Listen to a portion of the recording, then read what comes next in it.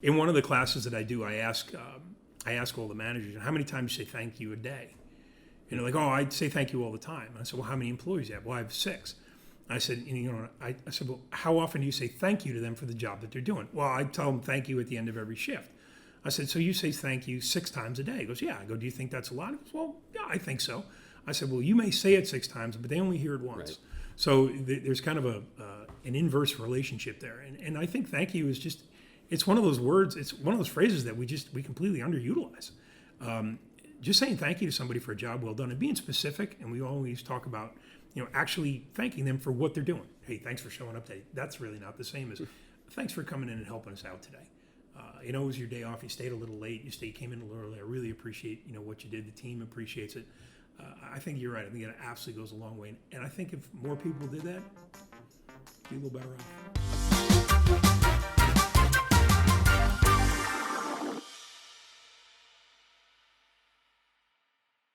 Welcome to the Modern Car Wash Podcast. I'm your host, Dan St. Jacques. Today's guest is Hoffman Development Director of Training, Walt Hartl.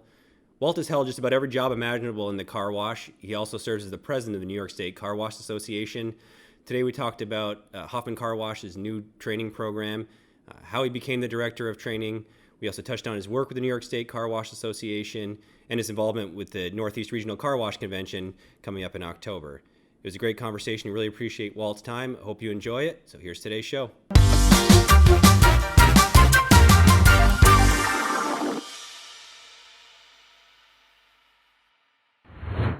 Well, Walt, welcome to the Modern Car Wash Podcast. Thanks for joining us today. Thanks for having me.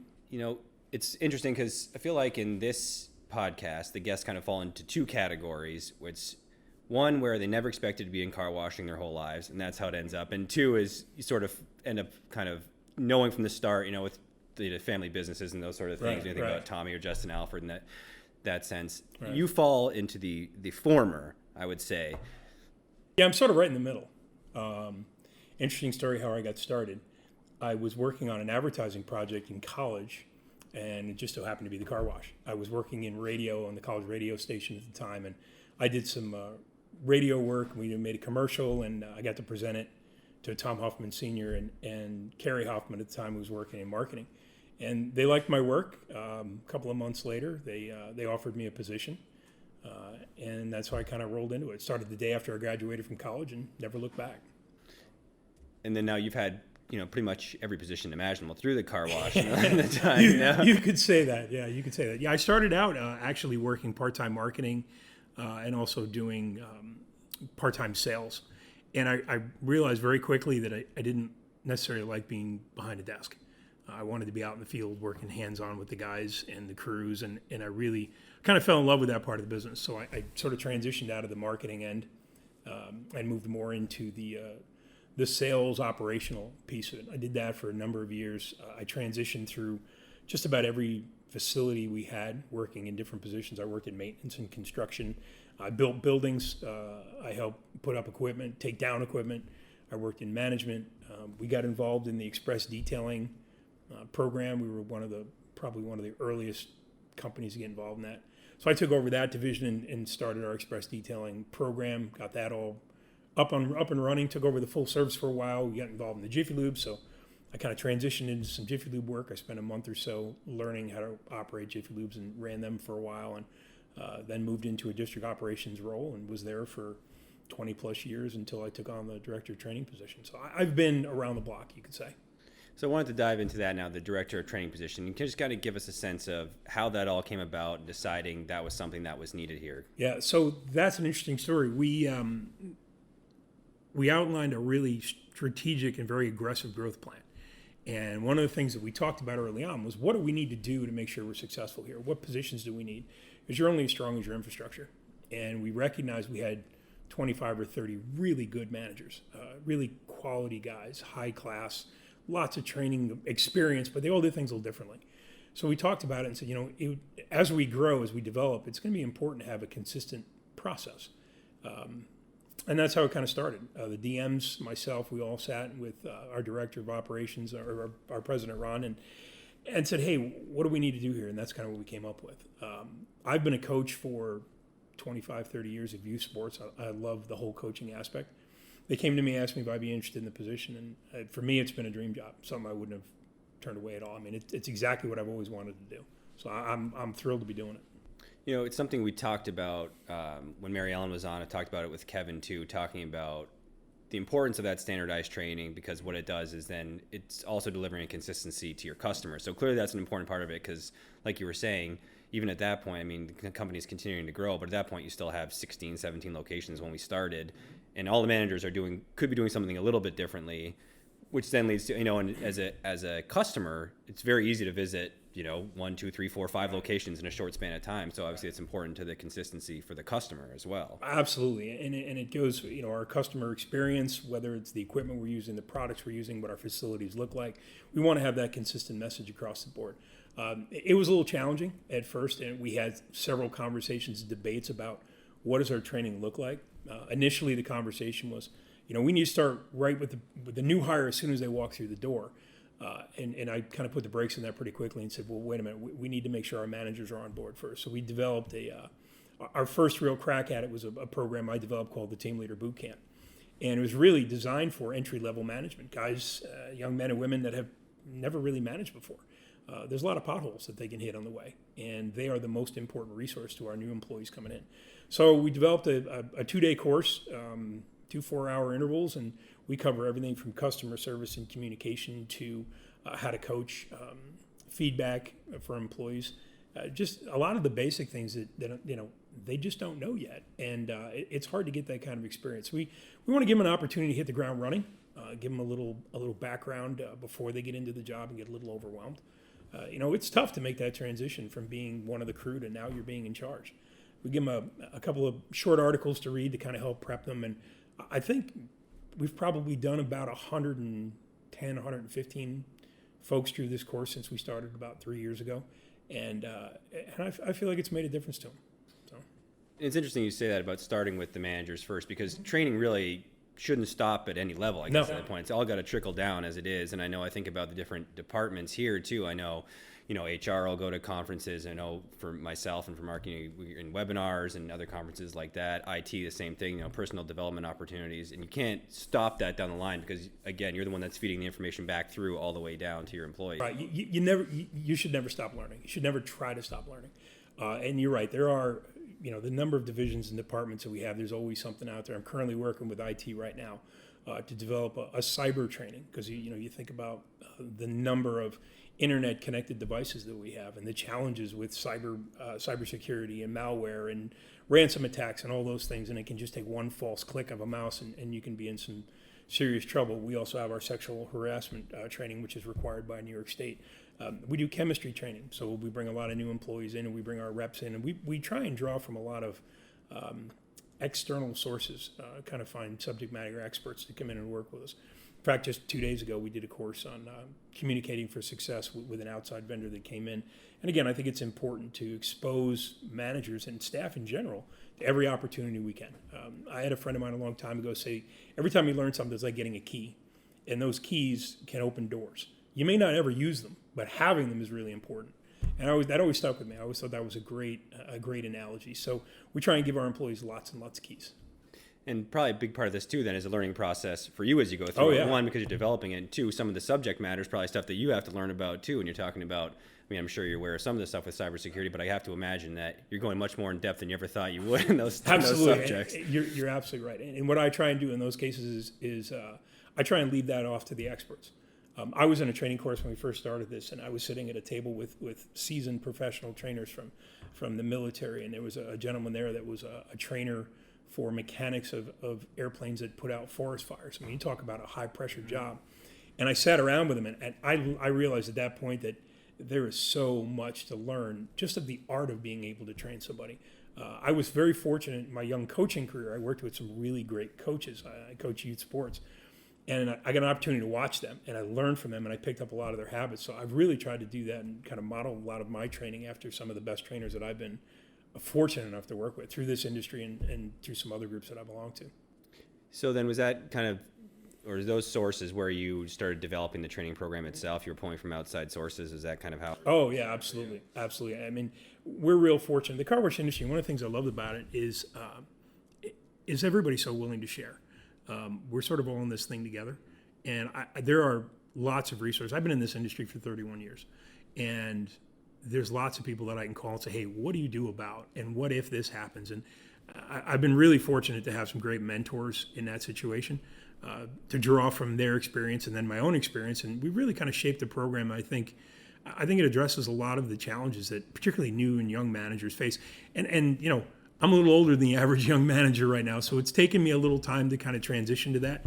But I've really found even our young managers to be really engaged. They want to do a good job. They want feedback, which is something I don't think we always recognize. So there's a right way and a wrong way, and we try and teach them the right way to deliver feedback to really maximize their potential, make them feel good about what they're doing, and help them help other people, which is really at the end of the day one of their biggest jobs. Sure. You touched on it there about the camaraderie in the car wash industry. It's something we talk about a lot here. And it's really interesting because it's really a unique industry in that way where even with competitors, there's still going to be that camaraderie. For something like a training program, it's just for the benefit of it. At the end of the day, it's not really going to affect, you know, it's not going to affect you. All it's going to do is make another operator, you know. Yeah, rising tides raises all boats. Right. And I mean, I think that's one of the things that I've always worked for. And I've been really fortunate being part of the New York State Car Wash Association, Northeast Regional, convention group. I've been really, really fortunate to work with some phenomenal people, and you know, the information that they share is just it's been unbelievably helpful in making this position a success. I feel like it's a success. And then now, more recently, I guess Hoffman Car Wash has developed 2 new initiatives as well that go along with that: the leadership or the management training, and then the mentorship program. So we can touch a little bit on those. Sure. So we'll start with the management and training program. You know, we identified through our growth that we really needed to bring folks up to speed and get them ready to take on management positions in our operations. You know, we're spreading out, and it's becoming more and more challenging to have those one-on-one FaceTime conversations the way we used to. So we developed a program. And we're very fortunate. We have 2 outside candidates from outside of our company and 2 internals. And we brought them in. It's a 16-week program. We put them through a series of training opportunities where they work with maintenance. They spend time with our office and support staffs. They work at each one of our different type of car washes: full service, traditional, flex service, express exteriors. And they really get a sense of what it's like to be a manager day to day. The group that I work with, the training store managers, have been absolutely phenomenal in helping to develop this program. I sat down with them and I said, you know, you guys need to tell me what they need to know, and we'll build a program around that. And they came up with a phenomenal list of skills that they needed to have, and not just how to fill this paperwork out, but how to work with people and how to develop people. And they've been phenomenal. It's been a really good program. We're about 3/4 of the way through our first group. We had originally decided to start our second group at the beginning of the year in January. We pulled that forward almost 2 months now because we feel like it's been that successful. And quite frankly, we have lots of opportunities, and we want to get people ready for it. So we have a weekly debriefing session. They go through educational programs where they're learning everything about financial information, customer service, leadership, coaching, development, all of those things. And we hope that they come out of this program and they're ready to step in and make a meaningful contribution to the management teams we have out there. And it's been very, very, very well received so far. And then touch on the mentorship program as well. Yeah, so the second part of that was, you know, we're bringing folks in and we're helping them learn to be managers, or at least get on the right path. What do we do for our existing managers? And we decided that a mentorship program, which is something I've been involved in for a long time, it was really kind of it was an extension. It was kind of an outgrowth of the management training program. So we're very, very fortunate, and we have some excellent senior leaders on our management team. And I went to them and I said, hey, I would like to develop this mentorship program where we partner you with a manager, a younger manager in our operations, and have you share your experience and your wisdom and the mistakes, quite frankly, that you've made. Like I said, I've been here 31 years. I've made lots of mistakes, more than I probably ever remember. And I think it's important to share those. And if we can help them avoid the pain and the mistakes that we make, I think we're all better off. So currently we have about 14 folks involved as mentors and mentees. They meet on an average of 2 or 3 times a month to once a month or twice a month. It's really on their schedule. The feedback that I've gotten from them is that it's been really good. And we don't just talk about how to wash cars or change oil or I have this problem. They talk about meaningful situations, about how to communicate better. I have this issue with an employee and I'm not sure how to get through to them. I'm looking for help in this particular area. And I think it's been one of those experiences, one of those opportunities where the mentors learn just as much as the mentees. And that was really kind of what I was hoping for. And it's actually worked out way better than I had anticipated. And you're not just restricting it. It's not just people, it's not car wash district managers are only working with car wash people. So I think that's probably very beneficial too to have. Absolutely. And it's open to anyone in our company. There's a process you need to go through, and we've had lots of applications, and our hope is that we can continue to run this and continue to go. And I had a question recently about somebody said to me, well, when do you know when it's over? And I said, well, you'll know, but I don't think it ever really ends. I have had several what I'll call accidental mentors. Didn't start out that way, just kind of ended up that way. One of them is a coaching friend of mine who I met 25 years ago, and he and I have remained friends to this day, and we talk a couple of times a year, sometimes about coaching stuff, sometimes about other stuff. Sure. But it's just always nice to have somebody sort of been there, done that, and just get a different perspective. So I think it's been really, really helpful. We've actually extended that out even past our own internal mentorship program. And we have some of our senior executives actually working with executive coaches and external mentors that have nothing to do with our industry, which I think has been a phenomenal help for both of them so far. And I totally expect us to do more of that. And that goes back to training never stops, learning never stops, no matter, regardless of the. Like I said, I've been here 31 years. I learn something new every day, every single day. You talked a little bit earlier, you just mentioned briefly that you're involved with the New York State Car Wash Association. So, and now you're president of the New York State Car Wash Association. I am. So how did that involvement start? And then, so the New York State Car Wash Association actually started with Tom Hoffman Sr. The founder of our company was one of the first presidents in the New York State Car Wash Association, as well was Tom Hoffman Jr. So I got involved early on because, again, I really feel very strongly about sharing information and helping our industry be better. I just kind of fell in love with it when I got into it. Kind of joke is I get soap in my blood. And I thought this was a great opportunity to serve the industry and to get involved. So a number of years ago, I got involved in the board, kind of worked my way up through the chain, and I've served as a president for the last few years. It's been challenging at times. It's been very challenging at times. The COVID issue was Sure. something that we were really, really close with, and the state decided to close down car washes, and we worked real hard to do what we could to make sure our operations could stay open. But not just our operations, but across the state. So I've been involved with the New York State Car Association for going on probably 25 years, and it's probably something I'll be involved with hopefully for another 25. And so it's not something where it's just you looking at car washes in New York State. I mean, I know you work with lobbyists. I mean, you're working at the state. It's so much more about regulations and, labor laws and all that. I mean, you're touching on everything. Early on, it was a lot of car wash tours and meeting operators and seeing how they do things. Recently, probably in the last 8 to 10 years, it's really transitioned quite a bit. Navigating the labor laws is incredibly challenging. The COVID regulations, the sales tax issues, all those, regulatory situations that we found ourselves in. I spent a lot more time looking at those types of things than I ever wanted to or thought I need to. But it's an important piece of what we do. And one of the things we try and do for the Car Wash Association is a majority of our operators are small, mom and pop stores. They're small family-owned and operated businesses, 2 or 3 locations. They may not have the opportunity or the resources to have a full-time HR person or someone that's well-versed in the EPA or the DEC issues or regulatory or labor issues. So we try and bring to the table resources for our members that they may not have access to on their own. We're working with a company that has the ability to provide a virtual accountant. So not just someone to sit there and do your taxes for you at the end of the year, but actually look at the way you're calculating things. And are you leaving money on the table? Are you missing deductions that you should have? Are you not paying some that you should?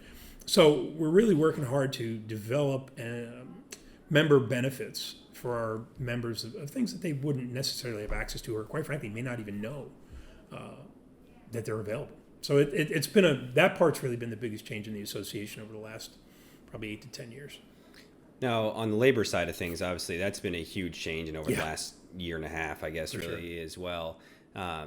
How do you see operators navigating that, moving forward and trying to figure out, staffing for your location and appropriately staffing your location, but also having to deal with, how many employees do you actually need there versus what you're going to have to pay now? Obviously, so much of the equipment is automated, but you still need your store doesn't run without the people there and without having good people there. Well, so the biggest challenge is, and I think you hit it on the head, is automation. That's a process that had begun a couple of years ago, you started to see more, with the advent of the express car wash and the auto tellers, and then the auto prepping, and there became a lot more of that automation became a real focus. COVID really just, kicked that into high gear. And so I think more and more operators are looking at that, and also the labor issues. Again, it's challenging. It's really challenging. So I think the biggest challenge on the labor side is, like you said, finding good people that want to be here. And I think you have to give them a reason why they want to be here.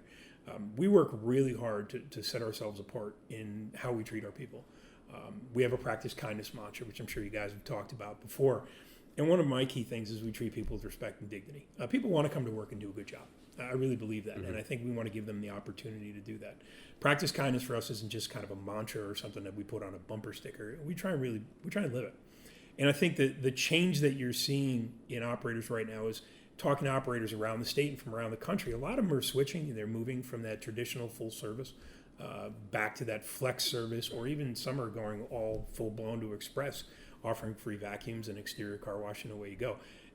Getting labor is hard. Keeping labor is harder. And I think a lot of operators are making the strategic decision to change their model. I think a lot of that was kind of moved forward by COVID. And obviously, it's important when you have good employees to keep them, like you said. We talk about the practice kindness and treating your employees with kindness. I know when Mary Ellen was on, we were talking about that, and she said one of the big things is just trying to preach to the managers, like, just have empathy for your employees. Yeah. Ask them how they're doing, ask them how their day's been going, because that goes a long way. Even though you may not think it might be a small thing, but for your employees to know that you care about them, and outside of what they're doing, not just how many cars are you putting out, right. Not just looking at from a production standpoint, but how are they actually doing, emotionally, physically, all those sort of things. Right, and you have to treat them like people. I mean, that's really the key. It's interesting. In one of the classes that I do, I ask all the managers, how many times you say thank you a day? Like, oh, I say thank you all the time. And I said, well, how many employees do you have? Well, I have 6. I said, I said, well, how often do you say thank you to them for the job that they're doing? Well, I tell them thank you at the end of every shift. I said, so you say thank you 6 times a day? He goes, yeah. I go, do you think that's a lot? He goes, well, yeah, I think so. I said, well, you may say it 6 times, but they only hear it once. Right. So there's kind of an inverse relationship there. And I think thank you is just, it's one of those words, it's one of those phrases that we completely underutilize. Just saying thank you to somebody for a job well done and being specific, and we always talk about, actually thanking them for what they're doing. Hey, thanks for showing up today. That's really not the same as thanks for coming in and helping us out today. It was your day off. You stayed a little late. You came in a little early. I really appreciate, what you did. The team appreciates it. I think you're right. I think it absolutely goes a long way. And I think if more people did that, be a little better off. Now, to go back again, you talked about when you mentioned the first time talking about being involved with the New York State Car Wash Association. You mentioned the NRCC. Mm-hmm. We have that coming up in a couple weeks there. So give a little sense of what the preparations looked like for that show this year. Obviously missing last year. Glad to be back this year, I'm sure. But absolutely. What that preparation has looked like. Yeah, so the preparation for the Northeast Regional Car Wash Convention starts before the other one ends. I've been on the planning committee for probably 15 years. It is a group of incredibly dedicated, passionate car wash operators from 5 different associations that get together and help manage and run the show. Every year our goal is to make it a little better than it was the year before. So obviously last year was incredibly challenging, and we made the very difficult decision to postpone the show. Looking back, it's absolutely the right thing to do. Looking forward, we are absolutely excited for the opportunity to be back at the Atlantic City Convention Center and get back to business the way it, as close to normal as we can. The process is it's a lot. It's a lot of work, and we're very fortunate. We have a great management company that we work with, and the folks that have been on this board, on this committee, have been there for a long time. So they're really well versed in how to get everything done. We're excited for this year's show. We've got some great vendors. We have Governor Christie, who's going to be our keynote speaker. We really decided to ramp up the educational programs. So we're bringing in some professional outside presenters. And obviously, Governor Christie is a huge draw. We kick off the first night with our virtual car wash tour, which is hosted by Tom Hoffman Jr., where we literally take a virtual walkthrough 6 of some of the best locations in the Northeast, and a couple from outside. We have a few surprises lined up. But it's a great program. It's a great opportunity. We work with some phenomenal operators as well as vendors whom we couldn't do that with. And one of the things that I think sets us apart maybe from some of the other trade shows is that while they all put a lot of effort into the shows and they all work with their vendors very closely, we really understand that this is a 50-50 partnership between the vendors and the operators. We involve the operators and the vendors in all kinds of conversations and decisions we have.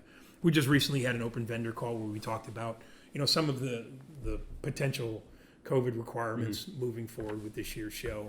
We look for their feedback, respect their feedback, and we do everything we can to make it as easy as possible for them to do business with us. So we're super excited about the show. I think it's going to be great. It's a lot of work. I'll tell you, at the end of the show, we're all pretty exhausted, but when we sit down at that round table to do a debrief before the show's even really over, we make a list of all the things that we want to improve on the next year. And, this will be our 32 years that the Northeast Regional has been in existence. It'll be our 31st show. Obviously, we lost a year to COVID, but we learn something new every year, and I think we get better every time we do it.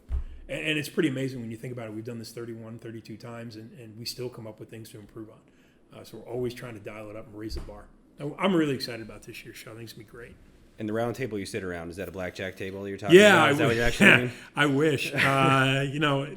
We all get together. We get together after the show, and just as the show is wrapping up, and while everything's still fresh in our mind, and we're really taking opportunity. And one of the great things about it is, there's operators in that room that are just they're top class operators. We all walk in and we set our egos at the door, and we all realize that we're here to make this show as good as we can make it. This year's is hosted by the Mid-Atlantic Car Association. Dave DeGoff and Mike Ashley are co-chairing. They're phenomenal guys. They work incredibly hard. I think they're going to do a phenomenal job. I think it's going to be one of the best shows we've ever had. Looking forward to it. Excited to see it. Yeah.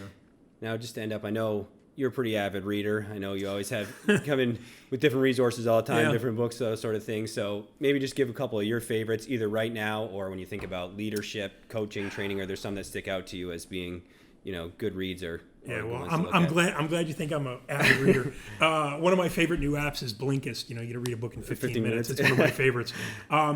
You know what? It's interesting. I'm not one of those guys that'll sit down with a novel or fiction. I have enough drama in the life. I don't need to add anything to it.